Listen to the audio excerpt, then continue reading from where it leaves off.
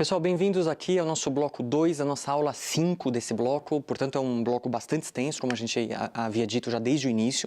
E nesse momento, nesse ponto em que nós já estudamos as funções do córtex cerebral, dos núcleos da base, já vimos tronco encefálico, já vimos toda a estrutura formada por essas áreas cruciais para o funcionamento, uma que não pode deixar de faltar, uma que não pode deixar de entender um pouco a anatomia, principalmente a fisiologia dele, é relacionada ao tálamo. O tálamo é um núcleo profundo, como a gente viu em núcleos da base, ele faz interligação direta entre estruturas ali relacionadas à motricidade voluntária e involuntária.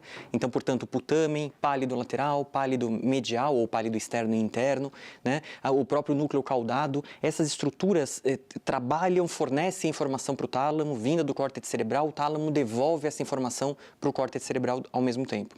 Então, ele é fundamental, ele é uma estrutura profunda e fundamental para o funcionamento do córtex. Nós vamos ver funções como, por exemplo, o sono, que são primordiais para que haja sobrevivência da espécie humana. A gente precisa dormir para sobreviver.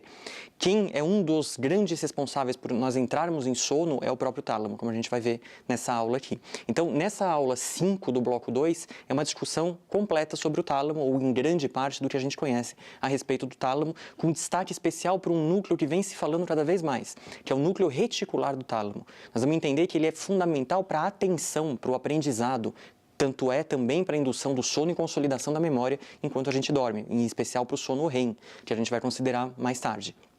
Então, a primeira coisa para mostrar para o tálamo é um conceito geral sobre o tálamo que vocês já vão conhecer, que vocês já lembram desse conceito. Quando eu mostrei as vias espinotalâmicas, eu estava dizendo de vias de sensibilidade, dor, temperatura, um tato grosseiro, um tato que a gente chamou de protopático, que ele entra pela lateral da medula e passa pelo tálamo antes de chegar ao córtex cerebral. A mesma coisa para a coluna dorsal leminisko, trazendo informações do tato epicrítico, portanto a discriminação tátil, um tato absolutamente fino, né? A vibração, a propriocepção, a discriminação de 2 pontos, isso vem pela via coluna dorsal leminisko, mas também atinge o tálamo antes de chegar ao córtex cerebral. Então, o tálamo é uma grande via de entrada, é o portão do cérebro, do córtex cerebral. E é assim que o Francis Crick define o tálamo. O tálamo é o portão para o córtex cerebral. É assim que ele traz uma grande informação. E a gente vai ver hoje que o núcleo reticular do tálamo é um núcleo tão importante quase que quanto o próprio tálamo. Porque enquanto que o tálamo é o portão de entrada para o córtex, quem é o guardião do portão é o núcleo reticular do tálamo, como a gente vai discutir mais tarde, mostrando até os experimentos feitos com o rato. Então, um pouco de anatomia sobre o tálamo, a gente precisa lembrar que ele é formado por diversos núcleos importantíssimos para diversos funcionamentos.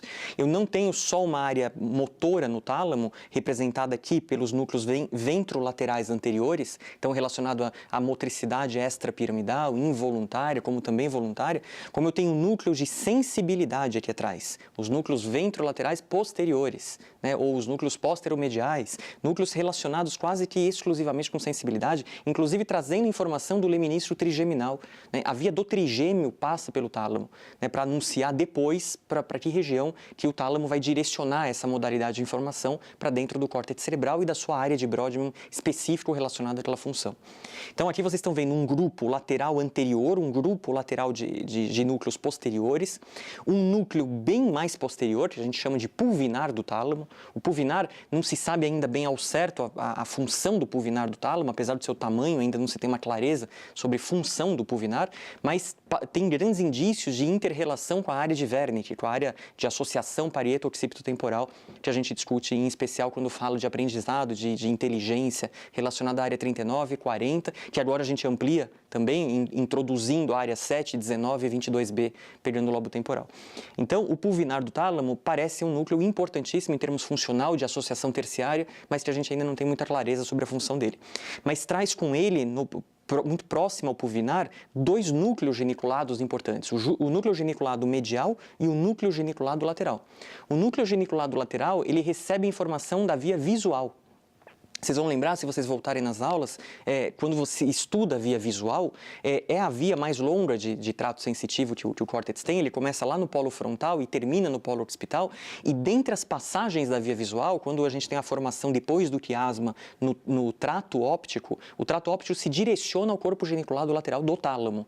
Portanto, o tálamo é um ponto crucial de passagem de via visual. E aqui vocês estão vendo o núcleo geniculado lateral que faz isso. Em relação aos colículos, é o colículo superior relacionado com a visão. Enquanto que no núcleo geniculado medial, o corpo geniculado medial, as vias auditivas são importantes pela passagem nessa estrutura. Enquanto a gente se lembrar de colículos, é o colículo inferior do mesencéfalo responsável pela via auditiva. Então, colículo superior do mesencéfalo, corpo geniculado lateral do tálamo. Corpo geniculado medial do tálamo, colículos inferiores do mesencéfalo. Faz uma interligação bastante funcional em relação a essas estruturas anatômicas. Então, essa é a porção posterior, lá bem atrás do tálamo propriamente. Essa lâmina, formando aqui uma lâmina que parece um Y, ela recebe núcleos importantíssimos como aferências das estruturas do sistema reticular ativador ascendente. Portanto, o tronco encefálico tem estruturas fundamentais para manter o cérebro ligado, o córtex cerebral ligado, conectado, acordado. Isso é fundamental porque a via sai do tronco encefálico e atingem os núcleos intralaminares do tálamo. Os núcleos intralaminares estão na lâmina medular interna, que é essa estrutura em Y que vocês estão vendo, tanto do tálamo à esquerda quanto do tálamo à direita. Outra via que chega na lâmina medular interna do tálamo são as vias nociceptivas, portanto, via de dor, via de sensibilidade dolorosa, seja a dor aguda e seja a dor crônica. No nosso sistema de aquisição da informação dolorosa, a gente tem uma clara diferenciação para duas vias de dor. Uma via chamada de paleo-espinotalâmica e uma via chamada de neo-espinotalâmica, que entram na medula em pontos diferentes das lâminas da camada cinzenta da medula espinhal e ascendem de forma diferente. Uma passando pelo sistema reticular, portanto a paleo-espinotalâmica é paleo-espino-reticulotalâmica, é a dor crônica, a dor latejante, não é a dor aguda, não é a dor empontada, e a via neo-espinotalâmica, essa sim, é uma via que vem também por uma lâmina diferente na substância cinzenta da medula espinhal, vem para o trato espinotalâmico e sobe sem fazer essa conexão do sistema reticular do tronco encefálico. Mas ambas chegam na lâmina medular interna do tálamo, que também recebe sistema reticular ativador ascendente. Então, muito importante o funcionamento dessas duas estruturas que eu estou destacando para a lâmina medular interna do tálamo. Essa porção mais anterior do tálamo, quer dizer, a ponta do tálamo, seria a ponta do nosso avião, aí, se a gente for considerar, é o tubérculo anterior do tálamo. Uma estrutura bastante importante com a interligação que ele faz com o sistema límbico, com o sistema emocional. Então, eu tenho transtornos emocionais, afetivos, cognitivos também relacionados ao tálamo. Lesões talâmicas, inclusive, podem dar depressões, podem dar mutismos acinéticos, então pobreza de movimentação, inclusive perda da fala, as disgrafias, as afasias subcorticais. As afasias subcorticais não são relacionadas com Alice Werner e Broca, são afasias, são transtornos de linguagem relacionados com estruturas profundas, por isso são chamadas afasias subcorticais. Núcleos da base acometido, como a gente comentou, e aqui eu estou mostrando para vocês que o tálamo acometido pode cursar com uma afasia também subcortical importante. Então, funcionamento importante do córtex cerebral relacionado ao tálamo, a gente precisa ter isso em mente sempre que estudar tálamo. Núcleos medianos, paramedianos, a própria massa intermédia aqui em pontilhado, que na verdade ela é mais profunda, a gente não consegue enxergar nesse corte, ela interliga os dois tálamos, formando aí aderência intertalâmica, mas esses núcleos medianos, mediais do tálamo, eles são responsáveis pela homeostasia, portanto o sistema límbico se conecta com esses núcleos, o eixo hipotalâmico hipofisário também faz uma interligação importante com esses núcleos, o sistema todo vegetativo faz relação, bem como o tronco encefálico. O tronco encefálico também se comunica com núcleos medianos e paramedianos. E aí, a grande discussão que se vem tendo em relação a um núcleo novo, mais recente descrito relacionado ao tálamo, já tem aí algumas décadas, mas ele vem ganhando ênfase, é o núcleo reticular do tálamo, que não está descrito nessa imagem, mas que é um núcleo, uma capa que reveste a porção lateral do tálamo, dos dois lados. Eu tenho dois núcleos reticulares do tálamo que a gente vai entender um pouco melhor a função dele mais tarde. Então, no próximo vídeo, vocês vão ver tridimensionalmente como é que se comporta essa estrutura, como é que esses núcleos são formados e em que região específica anatômica eles estão. Eles estão muito próximo da cavidade ventricular, do terceiro ventrículo, né, na parede do átrio do ventrículo lateral também, ele faz ali contato íntimo com essa região, ao lado da cápsula interna, né, o núcleo reticular do tálamo justamente se interpõe entre o tálamo e a cápsula interna, aí eu tenho um anteparo, que é o núcleo reticular do tálamo, dos dois lados, e também faz conexão íntima aí muito próxima com os núcleos da base, como a gente já viu quando discutiu núcleos da base. Então, o próximo a gente vai ver o vídeo relacionado com essas estruturas.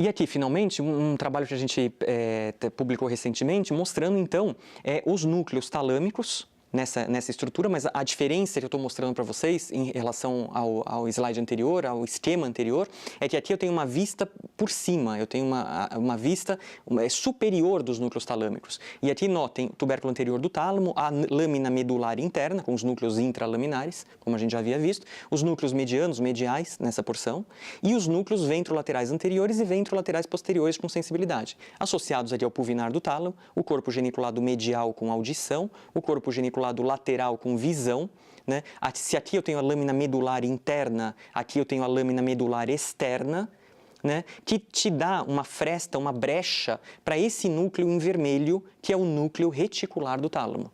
Esse é o tal do núcleo reticular do tálamo. Um núcleo que possui neurônios GABAérgicos, portanto neurônios inibitórios, que se interpõem entre a conexão córtico-talâmica.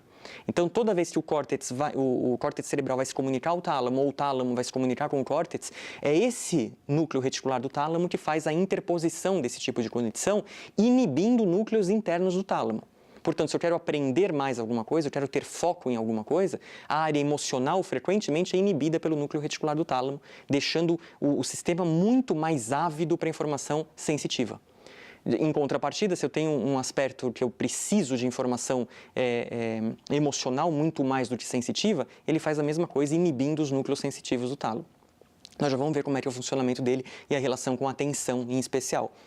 Nesse outro lado do slide, eu estou mostrando para vocês a irrigação sanguínea, né? Diversas artérias, então a artéria, por exemplo, inferolateral, pega essa porção do tálamo, a porção mais lateral e inferior do tálamo. Quando há lesões nessa artéria, eu tenho a famosa síndrome de Dejerine-Roussy. Essa síndrome é a síndrome da dor talâmica. É uma dor incessante, é uma dor contínua, é uma dor por lesão do tálamo, né? Quando eu leso o tálamo, eu posso ter duas condições. Ou eu tenho uma anestesia, eu tenho uma insensibilidade dolorosa, como eu posso ter uma hiperestesia, né? Eu posso ter muita dor, né? Inclusive chegando a um ponto de uma hiperpatia. Quer dizer, é demais a sensação dolorosa. De forma que hemiparesia pode estar associada, né, no aspecto contralateral, e também distúrbios sensitivos desse hemicorpo contralateral associado a esse tipo de lesão. Aqui, um destaque importante é que lesão da artéria inferolateral do tálamo jamais cursa com um transtorno afetivo e cognitivo, né? Não tem essa relação com a artéria inferolateral. Diferente, por exemplo, da artéria tuberotalâmica ou artéria anterior do tálamo, que vem nutrir toda essa porção anterior, como vocês estão vendo aqui, né? Nesse acometimento, na lesão dessa artéria em especial, eu tenho aqui flutuação de nível de consciência, desorientação temporoespacial, eu tenho as amnésias, a perda de memória relacionada a esse tipo de lesão, as afasias subcorticais, os erros semânticos, as discalculias, né, relacionadas então aos infartos, às oclusões ou às lesões traumáticas das artérias tuberotalâmicas em especial. Na porção mais posterior do tálamo, eu tenho a artéria coroideia posterior, que irriga essa área aqui, incluindo o pulvinar do tálamo, e, portanto, aqui eu vou ter afasias transcorticais, alterações de memória, alterações visuais, alterações auditivas relacionadas a lesões, a oclusões, a obstruções dessas artérias que chegam nessa estrutura talâmica. Uma condição importante também, como ela recebe informações sensitivas, também as heminegligências podem acontecer com lesão dessa artéria. Portanto, você desconsidera o hemicorpo contralateral, né, associado a esse tipo de lesão. E, por fim, a artéria paramediana é a artéria que irriga os núcleos medianos e mediais do tálamo, como vocês estão vendo nesse desenho também. Então, eu tenho alterações de memória, agitações psicomotoras, as desorientações espaciais, as afasias subcorticais, a perda de fluência verbal, o mutismo, né? E as apraxias com disgrafias, por exemplo, acometendo a artéria paramediana. Então, não é só a estrutura cortical, como vocês estão vendo, que cursam com transtorno cognitivo, transtorno de personalidade, transtornos outros relacionados a incluindo as afasias, né? Eu tenho aqui a estrutura subcortical que, lesionada em áreas específicas, eu tenho uma manifestação desse tipo também, cognitivo-afetiva. E aí, dando um destaque em especial para o núcleo reticular do tálamo, que é aí o grande núcleo discutido hoje em dia na neurociência, o que se tem observado em relação a isso é que entra essa estrutura que vocês estão vendo que não tinha no desenho anterior que eu mostrei para vocês, no tradicional desenho dos núcleos talâmicos. Aqui eu estou considerando um acúmulo, uma capa de núcleo GABAérgico, na sua imensa maioria de neurônios formadores desse núcleo, que revestem os dois tálamos bilateralmente. E esse núcleo é um núcleo que a gente tem que ter em mente que é um núcleo inibitório, eminentemente inibitório, por isso o GABAérgico na sua constituição. É um canal de cloreto que ele vai atuar. Aqui eu tenho exatamente o exemplo que eu falei para vocês. Quando eu tenho uma situação em que o indivíduo está simplesmente acordado, eu tenho um equilíbrio de inibição entre as áreas emocionais e as áreas sensitivas do tálamo. O núcleo reticular funciona quase que igual para as duas porções e quando você está acordado. No entanto, quando você está acordado, mas você está precisando de muita atenção, a área do sistema emocional vai ser mais inibida pelo núcleo reticular do tálamo comparado à área da sensibilidade, já que você tem que estar muito ávido para informação sensitiva para armazenar alguma informação que está sendo passada ou que você precisa armazenar pelo seu sistema de memória. Enquanto que quando eu estiver em sono de ondas lentas, como vocês estão vendo aqui, eu tenho a área sensorial muito inibida. Quer dizer, eu não tenho, durante o sono, a necessidade de sentir minha mão, minha perna, meu braço, meu antebraço. Não, ela vai estar completamente inibida pelo núcleo reticular do tálamo, dando mais brecha, dando mais margem ao funcionamento do sistema emocional. Então, aqui a gente já consegue imaginar uma função extremamente importante do núcleo reticular do tálamo no processo do sono. Ele precisa inibir as aferências sensoriais, as entradas para o tálamo da informação, para que você consiga manter o seu sono. E o inverso é verdadeiro, ele precisa estar desligado também no momento que você precisa despertar. No momento que há consolidação da memória, portanto o sono, há a participação indireta do núcleo reticular do tálamo. Como quando você precisa aprender alguma informação cognitiva, ele também ajuda na concentração e em deixar o seu sistema de sensibilidade muito mais ávido pela informação através dessa contrarregulação entre sistema emocional, sistema límbico, tubérculo anterior do tálamo e núcleos posteriores, posterolaterais, relacionados à sensibilidade, inclusive lemínisco trigeminal. E aqui eu trouxe para vocês, nesse vídeo, um resumo do autor desse trabalho, que descreve os circuitos relacionados ao núcleo reticular do tálamo e o método como eles fizeram esse tipo de procedimento. Aqui, o núcleo reticular do tálamo, em verde, interposto entre os núcleos do tálamo, propriamente ditos, e notem como ele é um dos grandes anteparos à interligação córtico-talâmica ou tálamo-cortical. Não importa a direção que eu estou mencionando. É uma via de duplo sentido, tálamo-córtex e córtex-tálamo, e esse núcleo reticular do tálamo está interposto entre essas duas conexões, que até então não se tinha consideração sobre esse núcleo em específico. Esse é um exemplo que eu destaco do trabalho feito e publicado pela Cell, mostrando que quando você estimula o núcleo do reticular do tálamo, você tem uma piora da performance da atenção. né, que é o que a gente consegue ver nesse diapositivo em especial, nesse vídeo, mostrando que quando o ratinho ele sofre um estímulo do núcleo do reticular do tálamo, ele piora muito a atenção dele. Em contrapartida, quando eu tenho uma inibição do núcleo reticular do tálamo, eu também tenho uma melhora da performance da atenção, como a gente vai ver nesses dois vídeos que seguem agora, relacionados a esse tipo de funcionamento.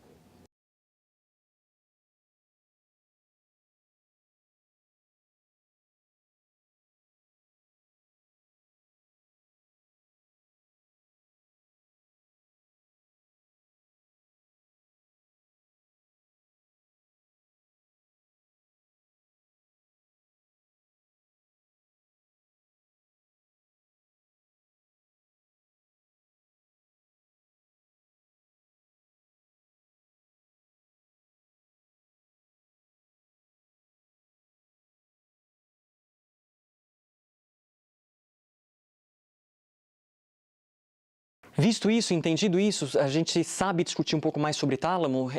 Para finalizar essa discussão, eu queria mencionar para vocês um exemplo de uma lesão talâmica, na prática, clínica, diária, né? Uma tomografia no indivíduo que faz um sangramento talâmico na região aí que acomete núcleo reticular do tálamo, núcleos laterais do tálamo em especial, a artéria póstero-inferior do tálamo, há um sangramento. É uma área suscetível a sangramentos pelo calibre das artérias que chegam nessa região, é um calibre muito mais estreito, então nos picos de pressão alta a gente frequentemente tem sangramentos dessas artérias com um calibre muito estreito, e esse indivíduo que cursa com esse tipo de lesão, outro exemplo também, do mesmo formato, cursou aqui com uma síndrome talâmica que a gente já mencionou, né? A síndrome da lesão da artéria póstero-inferior do tálamo.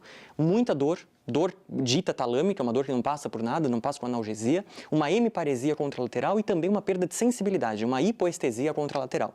A essa síndrome a gente dá o nome da síndrome de Dejerini-Roussy ou síndrome da dor talâmica, simplesmente como a gente vem descrevendo nos últimos anos.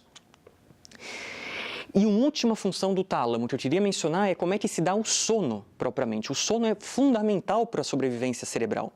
Para vocês terem uma ideia, a gente passa do tempo da nossa vida, hábil, útil, a gente passa 25% de vida dormindo. Então, deve-se haver uma importância crucial para o sono, que ainda não se tem muita clareza. As teorias oníricas vêm aí para tentar descrever um pouco mais, não só sobre o sono, mas o sonho em especial, com as teorias oníricas. De qualquer forma, ele é importantíssimo para a sobrevivência. Sem o sono, a gente não consegue viver por muito tempo. Ele precisa acontecer para que haja uma faxina cerebral, uma faxina de neurotransmissores, de restos ali celulares, de conexões que não foram usadas, que são desfeitas, outras que são reforçadas. Então, durante o sono, o cérebro parece que põe a casa em ordem, vamos dizer assim. É a hora da limpeza geral do córtex cerebral. Então, é fundamental que haja esse sono. Um padrão de sono que a gente nota são dois padrões clássicos, né? Nós temos um sono chamado de sono de onda lenta, que é um sono onde o cérebro realmente descansa, a atividade cerebral é muito reduzida, e que é a grande maioria do nosso sono, né? Grande porção do nosso sono é sono de onda lenta, e uma outra porção, uma porção menor do nosso sono, é o sono REM. O sono de movimento rápido dos olhos, que é um sono paradoxal, dito por alguns autores. É paradoxal porque não há descanso cerebral, muito pelo contrário. O cérebro está muitas vezes muito mais ativo do que quando se ele tivesse acordado, né? Fundamental aí sim para o processo de consolidação de memória, de ajuste de neurotransmissor, de limpeza da casa propriamente. E esse padrão, com o passar da idade, ele muda. Né? Um indivíduo, como vocês podem ver, recém-nascido, é um indivíduo que tem muito mais sono REM comparado a um adulto. Né? Em roxo aqui vocês veem o sono REM, né? O tempo acordado em vermelho e o tempo em sono de onda lenta em azul. Vejam como o padrão vai mudando. Né? As crianças, o recém-nascido tem muito sono de onda REM, a criança tem bastante, o adolescente e o adulto bem menos. Né? O período acordado vai progressivamente aumentando também, inclusive chegando no adulto com o seu máximo de capacidade de um período desperto, um período acordado, né? E o sono de onda lenta, um sono aqui que a gente vê que também vem mudando no decorrer da idade do indivíduo. Aqui é um esquema mostrando para vocês exatamente isso. Nós temos, em geral, 4 períodos de sono de onda REM numa noite. O sono de onda REM é um sono que dura, em média, 30 minutos. Né? Então, quando a gente entra no sono, a gente cai no sono propriamente, você já entra no sono de onda REM. Você fica uns 30 minutos e isso intercala-se com 90 de sono de onda lenta. E aí, mais 30 de REM. E aí, mais 90 de onda lenta. E aí, mais 30 de REM. No final de uma noite, em geral, em média, você teve 4 períodos de sono de sono REM, né? E o restante do sono inteiro foi sono de onda lenta. Um mito que se faz relacionado ao sonho em especial, que a gente não sabe qual é o significado até hoje, ainda qual é a importância de sonhar, ninguém sabe dizer claramente qual é o propósito que a natureza e que o próprio cérebro faz, mas o que a gente sabe hoje é que tanto no sono de onda lenta como no sono REM, você sonha. Acabou o mito de que a gente só sonharia no sono REM. Não é verdade. Né? Como também você pode ser desperto nos dois sonos, no sono REM e no sono de onda lenta, né? Dependendo do estímulo, da intensidade do estímulo propiciado àquele indivíduo. Um indivíduo que está acordado, a gente consegue mapear num eletroencefalograma, num padrão de onda, como atividades aqui beta, atividades gama altamente complexas, altamente com amplitude específica, com um ritmo bem mais intensificado. No momento que você vai entrando para o sono propriamente, você tem 4 estágios de sono de onda lenta e depois migra para o REM e o inverso é verdadeiro também, as transições são verdadeiras. Progressivamente você vai saindo de beta, você entra num estado alfa, num estado mais lentificado de onda. Aí você entra para uma fase chamada de fase teta. Na fase teta eu começo a observar umas espículas, as espículas K, que a polissonografia estuda muito bem, então você está começando a entrar num período de sono propriamente, e as ondas delta, umas ondas muito mais profundas, um ritmo mais lentificado, eu já estou num sono de onda lenta profundo, já ali no estágio 3 para o estágio 4.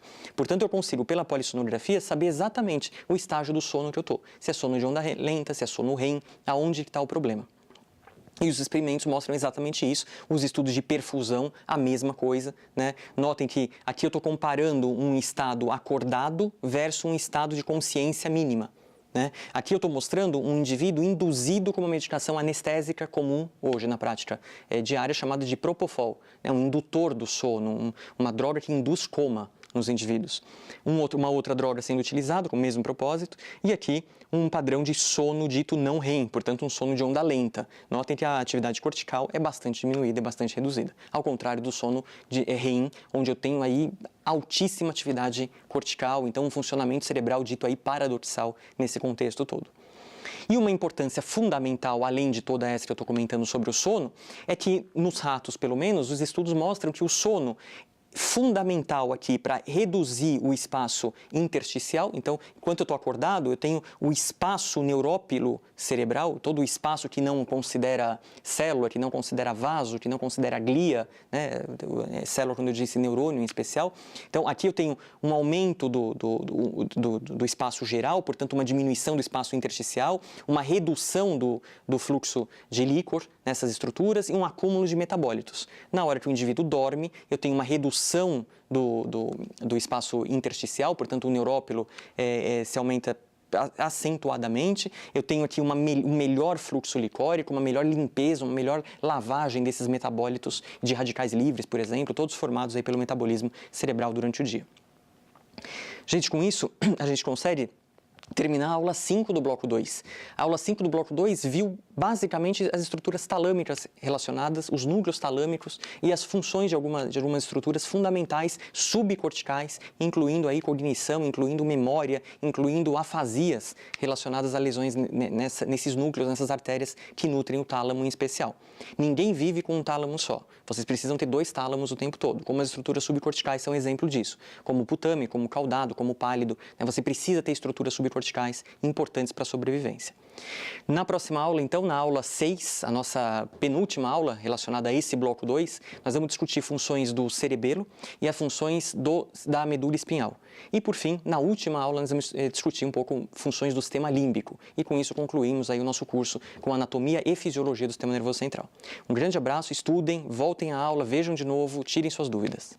Até a próxima.